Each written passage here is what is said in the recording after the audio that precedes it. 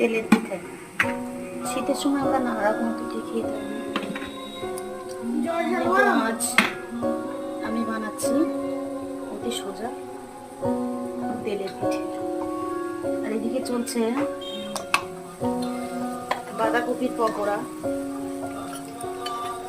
শীতের সময় আমরা বিভিন্ন পকোড়া করে থাকি, ফুলকপি, বাঁধাকপি, পেঁয়াজ।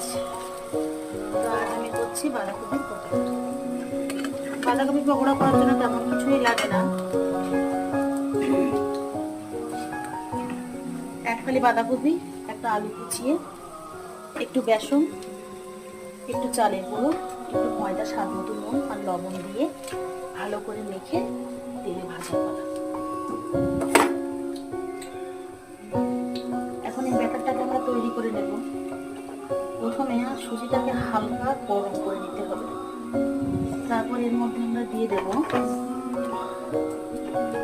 অল্প পরিমাণে চালের গুঁড়ো আর একটুখানি ময়দা। ময়দাটা দিলে কি হয়, পিঠাটা একটু নরম স্পঞ্জি হয়।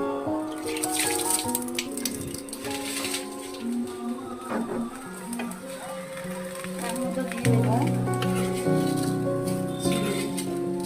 আমি অল্প চিনি আর অল্প গুড় অ্যাড করবো। যদি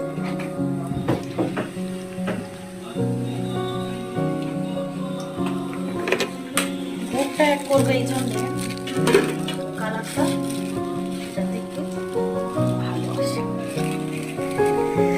আমি জাস্ট অল্পই করবো।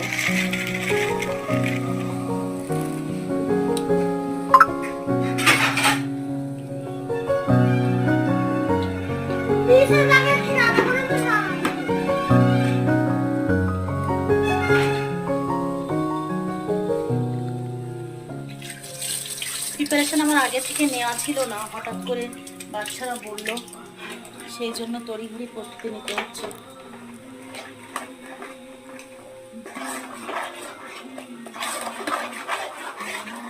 একটুখানি লবণ দেবো স্বাদ মতো।